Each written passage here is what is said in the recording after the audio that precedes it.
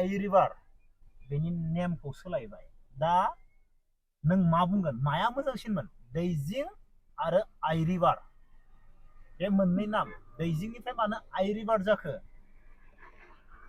बेखौ नों मा बुंगोन मा मोनसे नामा मोजांसिन जादों क'क्राझाराव दिनैनि बोथोरा ओरैबायदि मोजां जादों रमान्टिक माने बोराय बुरै कार सिङाव बेरायबाय थानाय बोथोर दिनैनिया क'क्राझाराव बेनिफ्राय आं दा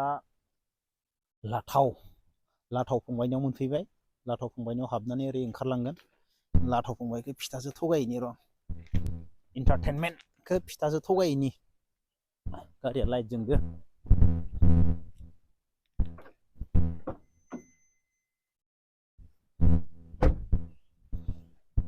दंना गैया मानसिया मिथिया फिसाजोना फिसाला मोनखोमोनथाय फिसाजोना फिसाजोखौ नायना थांनि इन्टारटेनमेन्ट फंबायनिखौ Hey, good morning everyone. बयनिसिमबो happy Nawar आरो रायजोफोर मा बुहुद बायदि जिरनानै थाबाय थाखो बिसोरलाय ओमफ्राय गसंलानानै जागलागासिनो जाहैदों मानसिफ्रा थाबायनांसिगौरा नोंसोर दा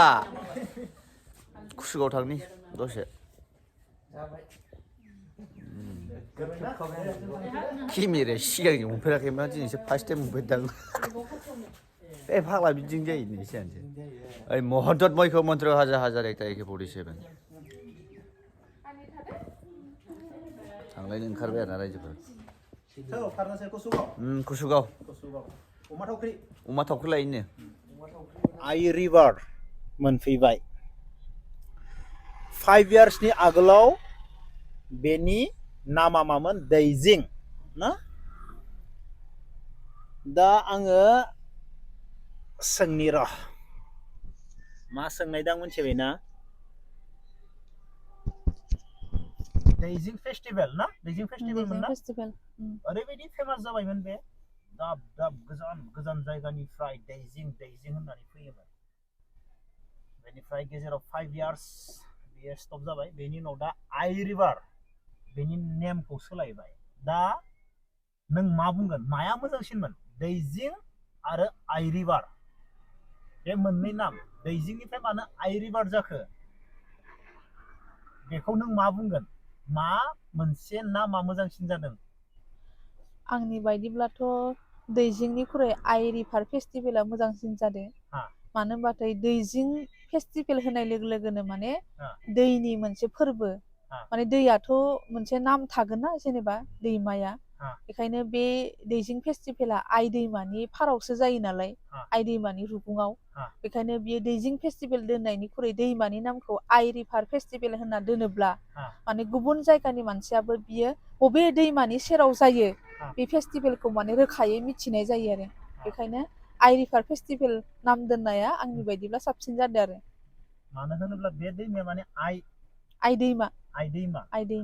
बेनिफ्राय गासैबो मानसिफोरा बे दैमानि नामखौ माने आइ होननानै मिथिलांसिगोन आरो ना बयबो मिथिसिगोन माने खाथि खालानियाथ' मिथिखायो नाथाय गोजाननिफ्राथ' मिथियाना बेखायनो बियो आइ रिभार फेस्टिभेल दोननाया माने बिराद मोजां जादों आरो दैजिंनिफ्राय साबसिन जादों आरो ना जादों दैजिंब्ला माने ओरैनो दैनि खाथि दैनि सेरसो जायो नालाय इयो दैमानि मुंखौ इयाव मिथिला जेरैबायदि दा गुवाहाटियाव मोनसे ब्रह्मपुत्र भेलि होननाय मोनसे फेस्टिभेल जायोना दा ब्रह्मपुत्र दैमानि सेराव जानायखायनो बेखौ ब्रह्मपुत्र नाम दोनदो आरो बिदि मोनसे फेस्टिभेल जायो बेखायनो दैमाखौथ' बेखौ बयबो मिथिखायोना बेखायनो बे दैमानि सेराव जानायखायनो मालाय दैमा खाथिनि नामखौ दोनबाय आरो बिसोरनिया बिदिहाय अब्ला बेखौ सोरबा सानै हयै मोजां माबानानै सानफिननानै सोलायनानै दोनबाय बेखौ बबे मुङा साबसिन जागोन माने फार्स्ट टाइम खालामोबा बयहाबो माने बारा साननाय फैया नालाय माने बेखौ मोनसे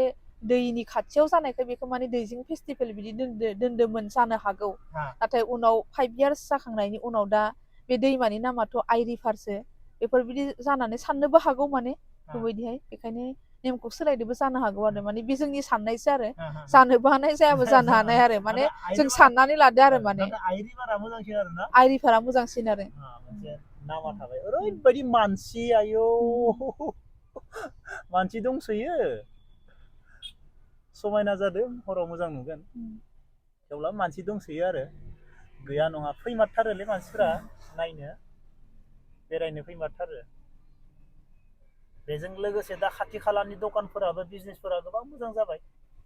नाथाय सिङाव मा दं जों बेखौ मिथिला सिङाव माबायदि कन्डिसन मा दखान दङ मा दखान गैया नाथाय बेजों लोगोसे दा सापागुरियाव थानाय दखानफोराबो आंनि बायदिब्ला गोबां बिजनेस जागोन मानो होनोब्ला आं गंसे हटेलाव ओंखाम जानो हाबदोंमोन बेनिफ्राय सोंदोंमोन आं माने आइ रिभार फेस्टिभेल जानायनिफ्राय माने बे सानथाम सानब्रैया मानसियानो मानसिनो हटेलफोराव अब्ला बेसेबां गोजान गोजाननिफ्राय मानसिफोरा फैनानै हटेलाव ओंखाम जायो जानो हागौ ना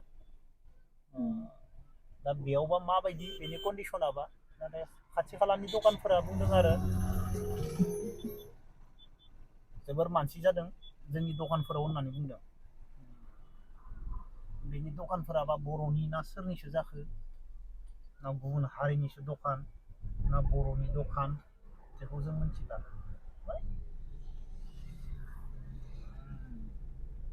बैनो